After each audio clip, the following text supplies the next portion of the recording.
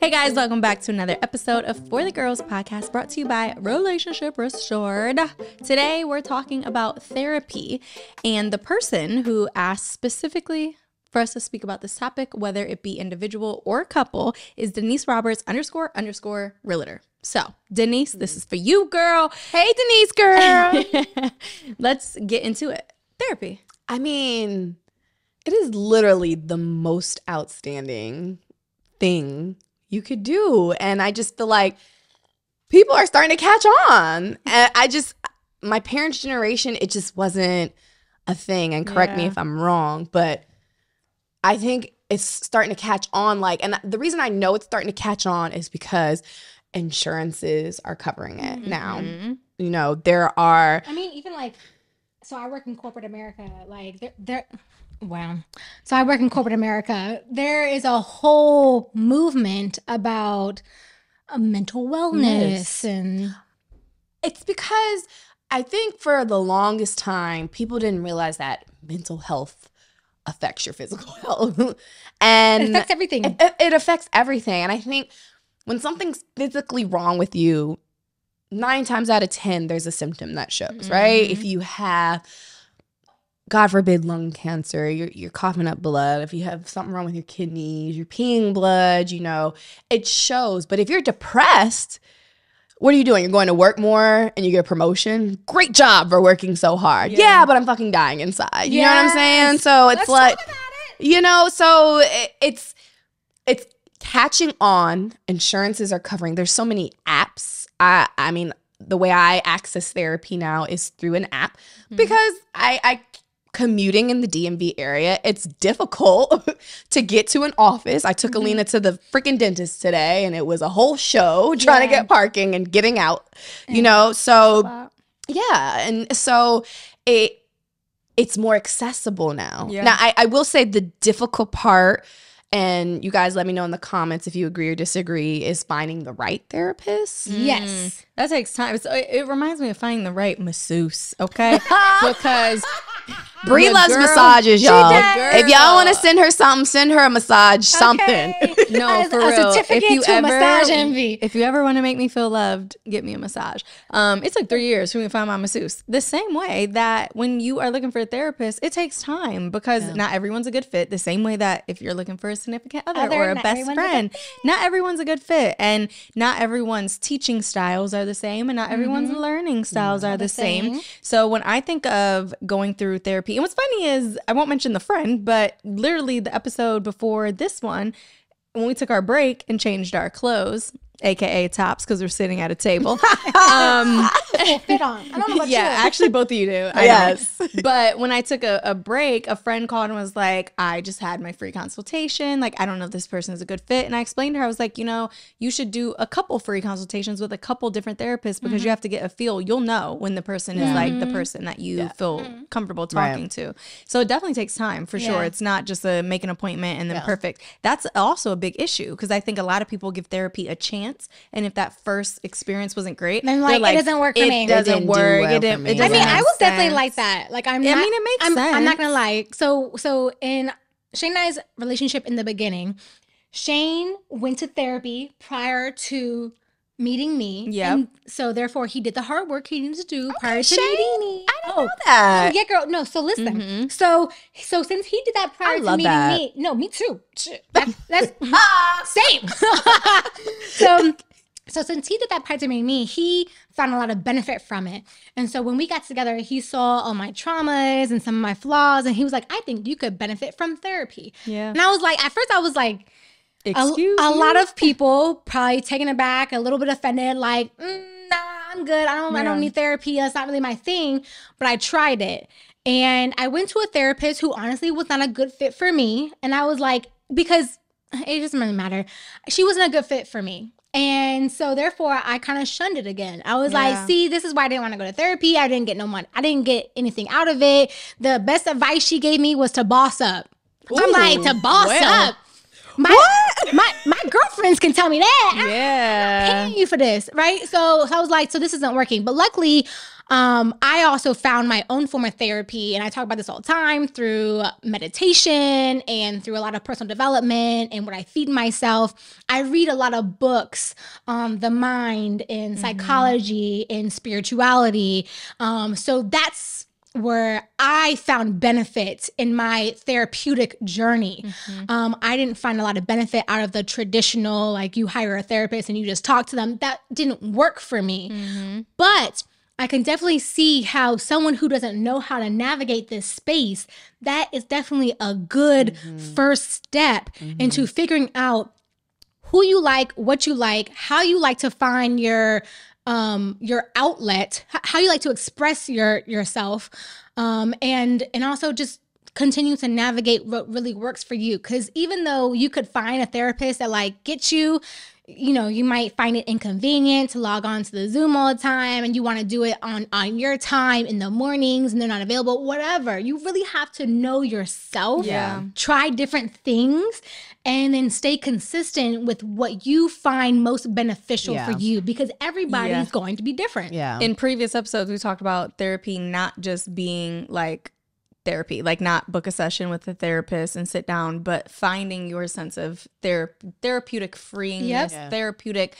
mental awareness, like what is going on in your life. And you don't always need someone to tell you, but the reason why it's a good first step is because sometimes you don't know any better, and your family, your friends, your man can't help you.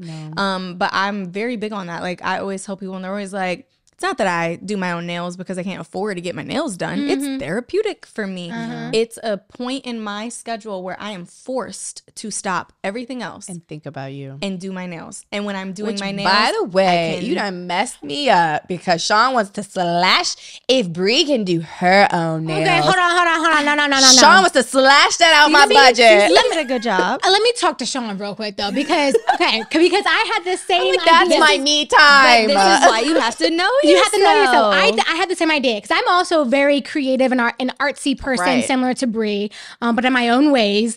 And so I was like, well, Bree can do it, I can do it. And I did it, and I did a pretty decent job. Did. But girl, the upkeep of having to do your own nails, a week later, Cece was like, no. But it's because she knows herself. But that's a big thing, is the amount of money that maybe you spend on getting your nails and toes done. I probably spend more than that on massages. You just have to know yourself, and you have to, and even for that, massages to me is therapeutic, because when I go there, I take my music, I put it on meditation music, you don't have I'm your laying phone. There, and I am just in an hour. It's great. It's relaxing. But it's just about being aware. And I think that a therapist can help with that if you're not aware enough. And even all of us, what we've talked about, you tried it, and then now years later, you're saying meditation is your form and these things work. But it's because you tried it first. And one of the things that I find difficult in relationships, or when I hear couples or women specifically complaining about their relationship, and I say, have you guys tried couples therapy? Or a couple who is planning to get married, and I say, have you guys done premarital counseling? And it's, no, well, he doesn't want to do that, and blah, blah, blah. My thing, so he's willing to put a ring on your finger and to marry you, but not put the work in. Not put the work in to make sure it lasts. Have conversations or build with some you. tools so that it could last. Because, and the tools, this is what I wanted to get to, is that therapy doesn't mean that you have problems with your person. Oh my gosh. Or you have problems with yourself. Like just because you might go to individual therapy, it does not mean you have a fucking problem. Like, we gotta fix you. You have to fix you. And that was the first thing my therapist said. She said, I'm not going to fix you. It's not a pill. Like, this is literally a process. It's holding you accountable to make the necessary changes and to learn how to deal with life. Because, I mean, even when you go into therapy, the things you're doing now, 10 years from now, it's going to be different. But you'll have the tools to deal with whatever, because that's what therapy is about. So, and I want to speak on this because I know for sure me and Dre, Cece and Shane, a lot of our friends have done premarital counseling. We did too. We didn't sign up for it because we were having problems. It's just, it's being responsible. It's like, if we can lay in bed together, if we can make a home together, if we can share our money, if we can say, I love you. If we can do all of these things, why can't we work and be intentional with our relationship, what we're building, and how to equip ourselves with the tools to make sure that we're good in the future? And the struggle I have is when I see friends or girls that say they're having all these issues in the relationship, and the moment I'm like, have you mentioned going to therapy? Because what therapy will do is take the biasness out of the situation and allow your man to see that you're not just this person who's choosing to nitpick or to be this way. It's that maybe they just need to work on being a better partner, or maybe they need to work on things individually that will help them be better for you. It's like a neutral third party. Yeah, but what happens if if you have a friend and they're going through this process and the guy just refuses to go? To you, does that mean that he doesn't care about the relationship? Does it what does it mean? Not necessarily. I think you have to understand that people have reservations about certain things because of something that may have happened in their life, right? Or a stigma. Or a stigma around it. Like, I know with a lot, this happens a lot in the Black community where, I mean, it used to not be okay to talk about mental illnesses, to talk about getting help when it comes to therapy, to talk, even just to express your emotions. For Black men, being emotional, showing your emotions was shunned. Yeah. That was a weakness. Okay, I mean, you needed to suppress that, right? So I think that a lot of people, not even just men, women too, they suppress a lot of this willingness to be open and talk about and seek help because it to them seems like a sign of weakness. But you don't think that in like the last 10 to 15 years I totally has think shifted? It's getting better. Think it's shifted. I think it's better. I absolutely think it's shifted, but we still see instances bringing more awareness to it where some men are still not as open to seeking out that additional counsel. And I don't think of Shane and I's premarital counseling as like therapy. Essentially, it was coaching for me. And I like a coach. I got a business coach. I have a mentor. I have a relationship coach. Like, I always need me a good coach in my corner. Maybe we need to change the name. Change the name. Change the narrative. Because I mean, like, I was an athlete growing up. And I'll just use this analogy. Like, if you're on any team sport, you always have a coach. Even if you're not on a team sport. I was a gymnast for a long time. I always had a coach. What the fuck, you were a gymnast? That's Cece. We were just looking I at keep like learning like new things about this. I've known you for over a year and a half now, and I keep like, what? She bodybuilds. I used to bodybuild. We were on our bachelor trip, and she did a backflip. I did see that, but I thought that was just. Girl, party girl Cece. I didn't know she was a whole fucking gymnast. I know, girl. I only know how to do that because I used to tumble. I was also a competitive cheerleader, like an elite level competitive cheerleader, and yeah, that's why me and Cece fell in love when we first met. Yeah, we were like cheer sisters in another life. Yeah, but anywho, back to the topic at hand. But yeah, I think that there's a lot of stigma around it, and I will say, you know, I said that my individual therapy didn't work for me. However, my couples coaching worked tremendously for me. And my couples coaching helped me to do a lot of self-reflection and identify a lot of my traumas and things that hold me back from elevating to my higher self. Yeah. And what's funny is that you said like couples coaching, but in reality it was therapy. There, you don't go to a site and it says couples coaching, it says therapy, but the fact that you internalized it and said this is what it is for us, that might be a great way to make therapy more like normalized in our culture, at least, because it was therapy, but it was coach, because you guys weren't going through problems, but you were given tools that would equip you for if in the future you went through a problem, or even like you said, the things that bring up like, Cece, maybe you need to work on this, and maybe you need to work on this, and then when you all work on this together. You will be better. Yeah. But go ahead, Angela. Look, like minority. I would say it's not just Black. I'm Mexican too. It's like a Hispanic. Minorities. It's like we have been through so much trauma. Like there's so much generational trauma that has been passed down. Like think about it. When you pop out your mom, you open your eyes, what are you learning from? Yeah. Your parents. And the same, it's just been passed down. There's so much generational trauma that's been passed down through us, and that's going to go into our children. Yes. I think therapy, coaching, whatever, it should be like your yearly exam. Like if you need immunizations to go to school, you need therapy to start a job. Like that's how I feel about Let's check your mental. Like I'm saying like I didn't know the importance of it until I did it. And the only reason I did it is because of Rashawn. Sean, he didn't force me. Wait, hold on. Sean's real name is Rashawn? Yeah. You didn't know that? You just learned something? No. Dre just gave a whole out loud laugh. Yes. Sean's name is Rashawn. Wow. Wow.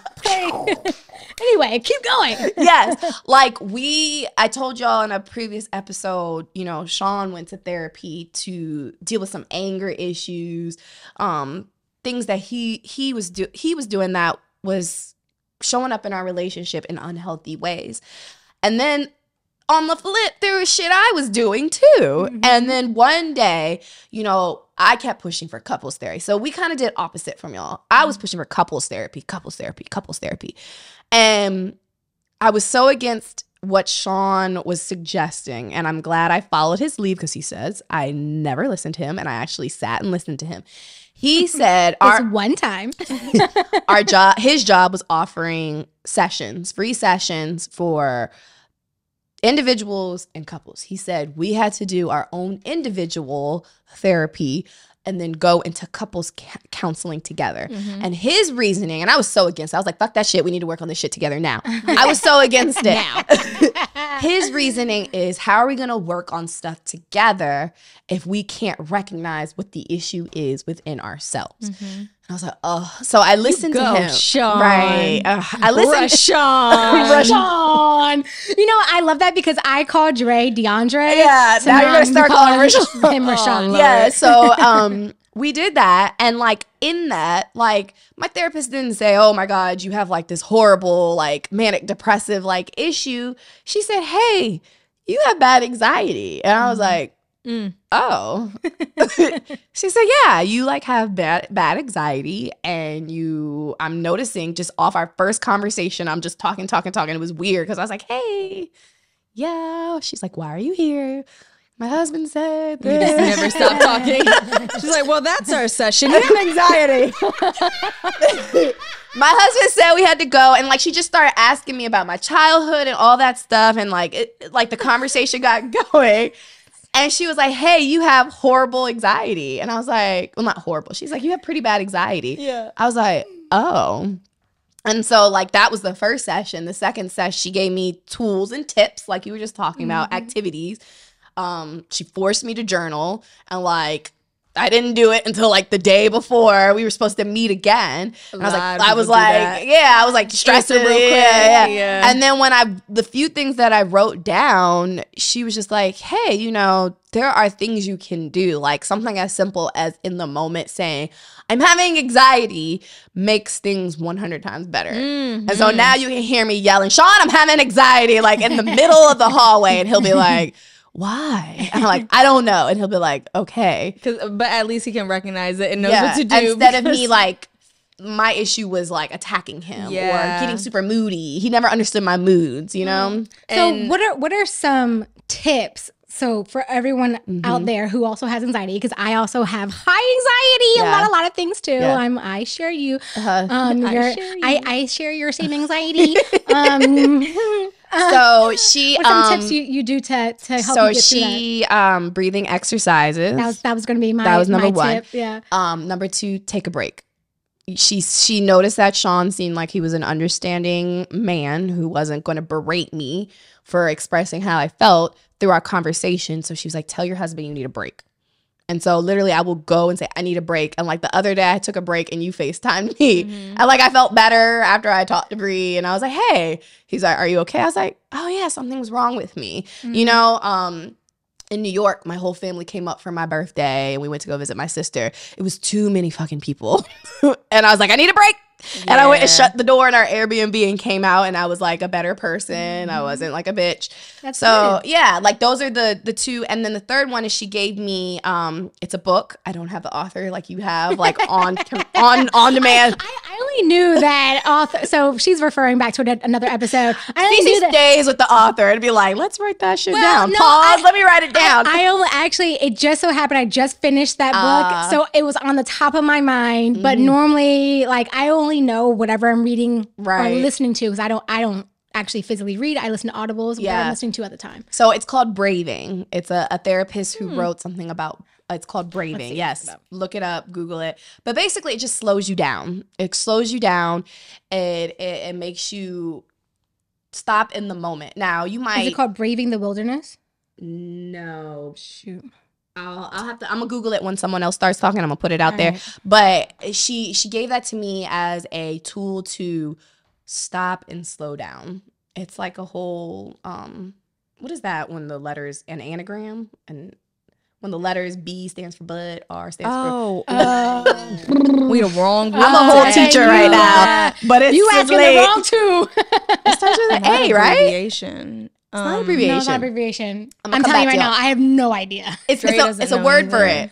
When It is. when it's you a know, whole You know who? No, Shane. A word that Shane is so fucking like smart. okay, if you have the word have, team, but team stands for talk, E stands for excited. It's right. Huh?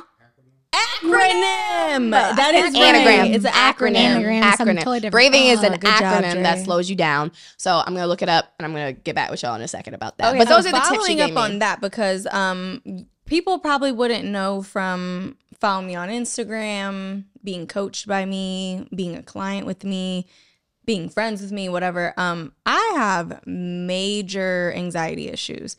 I think, do we not all have anxiety? Well, I think, and that's one thing I want to bring up, is that I think everyone has a form of anxiety. Yeah. But some people have it and they overthink. Some people, they overstress. They are OCD. They are just negative. They're yeah. If you could combine all of the versions, I have all of them, and so that could be very like daunting on a significant other, and they'd be like, "Good God, girl!" Like let's talk it's about all that. the things. And so one thing that I think, if you are thinking that you struggle with something and maybe going right into therapy isn't an option, I would recommend that you educate yourself and research what you're doing and maybe what that could be and what the triggers are and what the solutions are. So something that has helped me tremendously was when I learned, I was like, oh, wow, okay. I'm understanding myself because I am somebody who struggles with imposter syndrome. And there's 5 different versions of imposter syndrome, and I have 2 of them. And one is a natural genius. I am naturally great at anything I do since I've been little. So I'm like, imagine if you're trying to build a career, you're going through life and you're trying to decide, well, what should I focus on? But you're great at everything. And you're just like, well, I could go any way. So sometimes when you become successful in one thing, you're like, I wonder what it would look like if I would have done this or done that. And funny story, we were just talking about this. We were like, we should partner up on like doing interior design and organizing, because we're great at it. Everyone asks, can you do my closet? Can you do this? Can you? I mean, our friends, I'm always dealing with a different project because I'm naturally good at that stuff. Yeah. But what do you do when you realize that at some point of your life, no matter how successful, no matter how blessed you think you are, because to be honest, we all, regardless of therapy, we all take moments to be honest with ourselves and to be like, am I happy? Doing a check-in. Am I healthy? Am I mentally stable? And most of the time, the answers to all the things are normally yes, but for some reason, you might feel a sense of unhappiness and don't know where to contribute it to. So it's like, if logically, I'm not homeless, I have a great loving family and friends, I have a great person, I'm doing these things, and you have a lot to be blessed for, but you're still unhappy, that normally results to some sort of anxiety, some sort of mental upbringing that you don't even know how to unpack on your own or whatever. So the first thing that you should do is research and educate yourself on the forms of what you think you might be dealing with. And when you become more educated on those things, it makes it easier to feel okay and feel normal, like, whew, okay, I'm not the only one who's dealing with this. And okay, there's people who have this and they're still successful. You can learn all those things without going to a therapist. Oh, for sure. But what a therapist does is gives you accountability. So imagine you get the perfect book or audio, you get the perfect podcast, you get the perfect friend who will listen and give you all the advice.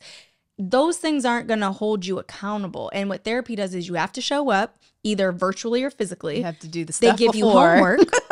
They give you homework, and you have to do the homework. Otherwise, when you show up for your session, you're going to look like an idiot. Yeah. So even if you're forcing it at the very last minute, you're going to realize like, oh, you're going to see something in that homework that I should give that more thought. Yeah. So my thought behind the whole therapist thing is, or even therapy, is to educate yourself and really be honest with yourself. And if you feel that you lack something or you want to be better in a certain way, learn about that thing. Then you need accountability. And most of the time, the only way to get accountability is by paying somebody or by that person getting paid to hold you accountable, whether it's through your health insurance, whether it's, I was gonna say, you know what I mean? Again, and insurance is starting to cover it, guys. Yeah, and that's why I'm saying it's the perfect way to get accountability because a friend, a book isn't gonna call you up and be like, Cece, did you do your homework? Yeah, it's not gonna happen. True. Yeah. So therapy isn't just the act of being in therapy, it's an act of having an accountability partner who's gonna make sure that you're showing up for you. Yeah. They don't care. You know what I mean? Yep. They don't care whether you do good or you leave or you do whatever, but if you're paying them,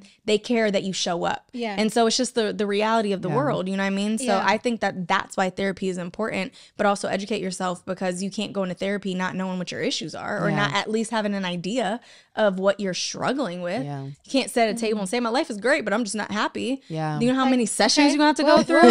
You're going to spend also, it's almost cost you more money. A year of them breaking that down. So just do research. And I mean, there's so many different resources, on like books that you can read and different resources online that you can tap into. And we'll definitely try to provide some resources below where you can also tap into as well. But I mean, I agree with that. I think that having that self-reflection and self-awareness of what you think might be going on, and then reaching out to either a therapist, a life coach, a whatever you want to call it, coach, to kind of unpack that. Yeah. That's a good word because you're unpacking. Yeah. Because like I said, the first time I went to therapy, I was like, yeah, I'm here because my husband said we have issues. And she was like, well, let's talk about it. Yeah. And I'm like, she unpacked it. Because you brought the bag, but she unpacked it. Yeah. No, that's major. It's so major. And I think another big thing too is journaling is a big. That was another tip. That was probably the latest tip she gave me is journaling. And one day it was going. Yeah. The anxiety was back to back, and I was just wrote it all out. Only because I'll be 30 in like 45 days. She knew exactly. I said in like 45 days. So when I was 19, I wrote my 10, 5, and 1 year goals and plan, and I pulled that list out, and everything that I wanted to do by my 30 year, I basically completed by the time I was 27. Yeah. Outside of being in the best shape of my life, because you guys know I went through, getting in the best shape for my wedding, and then I came back home to reality and wasn't working out 2 times a day and starving myself. And then I was like, golly, well, what do we do now? That's unrealistic. And so a big part of like when I looked at writing and journaling is these old notebooks. Like I clean out the place, I'm looking at different stuff, and I'm just like, wow, there's such a power in the pen. When I look at all the things I've accomplished, all the things I've done, all the things I've gotten better, it's because I wrote it down and I looked at it, I internalized it, and then I executed, or I made choices that was aligned with it. Yeah. And even we could take the same instance, not just a journal, but it could be sometimes I write on my window. Like if I feel I might not it's like reach, a beautiful mind in my house. It's just like scribble on the window. Sometimes you gotta see it, but it's not just seeing it. It's the intentional thought of like writing it down and feeling that you're writing it down. And there's a lot of women that they come to me like, I want to do. They want to do all these things. Like, I'm like, have you wrote it down? Yeah. And they're like, well, no, I don't like to journal. Well, guess you're never gonna get there because at some point you have to do the things that you don't want to do to get there. May not have to be actually writing down, even though that's probably the best form. Maybe you type a note. Like what I like to do in my meditation practice is I write down exactly how I envision my higher self to be, my ideal self to be, right? I want her to be classy, not cuss as much. We working on it. People gonna comment on that. Well, I want her to be like extremely fit. I want her to be pursuing whatever she loves to do. I have a whole list, right? And like, so I have written that down. Yeah. But I refer back to it on a daily basis because that sets the precedence for my entire day. Like, okay, if I want to be this person, I have to lay my bricks down brick by brick every single day of what would this woman do? How would this woman act? Yeah. Would she procrastinate or would she pick up the phone and make that phone call that she needs to make because she knows it's gonna provide her the opportunity that she's looking for, right? So that's one thing that I do. But I wanted to touch on something that you mentioned because I think it's important. How you stated that you wrote down your goals when you were 19 and when you look back at it, you achieved everything. I can't relate. I've written down my goals and my dreams since a similar age. Yeah. And there's times where I look back at it and there's things that I didn't achieve. I did not achieve. And there's things that I did. But as I've gotten older and I've, gone through my personal development practice, one of my favorite words is grace. I give myself a lot of grace and maybe like, you know what? It's okay because maybe that was my goal and that wasn't God's goal for me. So I have to be okay with the idea of everything that I write down maybe isn't meant for me. And that's all right. Yeah. But I'm proud of who I am. I'm proud of the progression that I've made. I'm proud of the development that I've seen myself grow into. And that's enough for me. And I'm going to continue to keep developing and the desire of achieving all of my dreams one day. That's powerful. Another thing to be mindful of is sometimes your goals also change. Exactly. I mean, I'm one of those rare people where I'm like, first, I didn't write my goals super specific. I wrote them in a vague way where I was like, by this time, I want to do this. However, that might look 5 different ways, but as long as it was this, for example, marriage, I wanted to find my person and be married, and I was intentional about doing those things. But what happens is if I was 19 and I created this list of goals, by the time I'm 25, my goals might look different. So when you mention grace, something that I always tell my members or just anyone who I'm dealing with is you have to check in with yourself every year. And that's why goal setting. I mean, I like every quarter. Well, like I like to break it down. It's like take it from like I think big picture 1, 5, 10, but then you break it down to yearly and then quarterly and then monthly and then weekly and daily. And this is why therapy and what we're talking about, it comes back to self-awareness. You have to be aware of what works for you and what you want. And if you're willing to just be like, well, I'm not going to try it because in my lifetime, it's not something people did, or I have a certain stigma towards it. If you're not willing to try anything once, I just don't believe that you want to be helped. So it's like, what's the con? Okay. I've never heard of anybody go to therapy and come out worse. No one's been like, I'm so traumatized from therapy. Right, exactly. You know what I mean? So it's like, what worse can happen? So when you're in a couple and your relationship is failing or you don't have the tools, you can't get worse by going to therapy. As an individual, if you're in a relationship and things are going bad, you can't get worse from going to therapy. If you're single and things in your life aren't going as you planned and you don't feel great about yourself, you can't get worse from going to therapy. So as you guys can see, I'm pro therapy. I'll let Angela take it from there. Angela, on to you. Well, I was gonna kind of like bring it back to like an example. Like as a teacher, like it's the beginning of the school year. So we're having data meetings. We're looking at each individual kid and where they came from. And then we put them in green zones, yellow zones, and red zones. And we make a goal for them. Yeah, we make I'm bringing it down, Teacher 101. We have an overarching goal for them at the end of the year. I love that. This is where we need them to be by the end. This red person, I need them here, and I realistically think they can meet that. This yellow person, I want them here, and I think they can do that, so on and so forth. Even for my friends who are on the green level. Now, this is the end of the year goal. This is where we are at the beginning of the year. You break it up, and you have assessments. You need to give yourself assessments. Now, taking this example and correlating it to couples therapy, you do an assessment of where you are now, where you want to be end of the year, middle of the year, whatever your timeline is. And then you do the things you need to do and you have assessments. Now, 9 times out of 10, there's a lot of children who don't meet that goal. But when I tell you they're way better off than what they were at the beginning.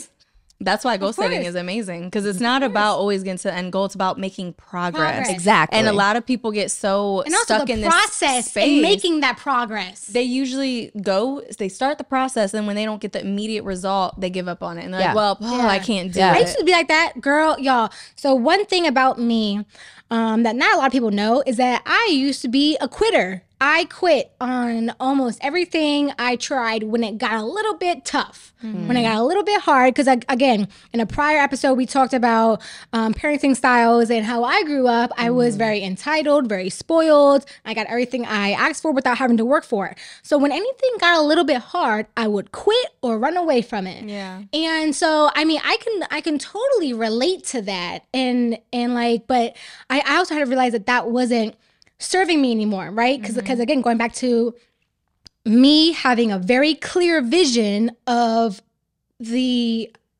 person that I want to become, that woman's not a quitter. That woman's not gonna just be like, oh, like, this is hard, I don't want to do this anymore. Like, she's like, okay, well, sis, tough. Yeah. We have to figure out how we're gonna move past What's the this. Option? Go backwards? Yeah. To go backwards? Yeah. No, ma'am. Like, we not looking back. We only going forward. Yeah. So, there's this term called failing forward, whether, it's realistic or not, fake until you make it or whatever.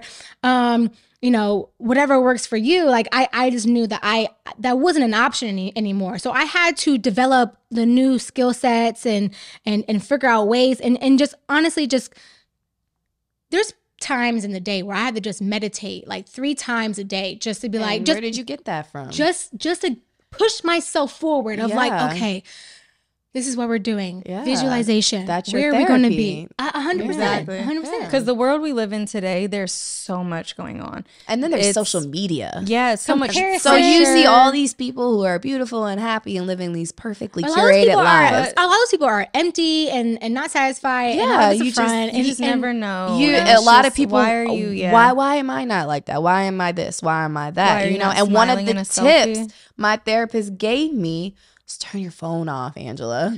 So one thing Shane and I are going to start implementing in our new house that we just bought. New house. Is we're not bringing phones in the bedroom. I don't. Dre won't do it, but it's okay because he falls asleep very quickly. Yeah, I'll pick up my phone and be like, email. What do I gotta do tomorrow? I'm the exact same way, girl. I have a sleeping problem where I don't sleep.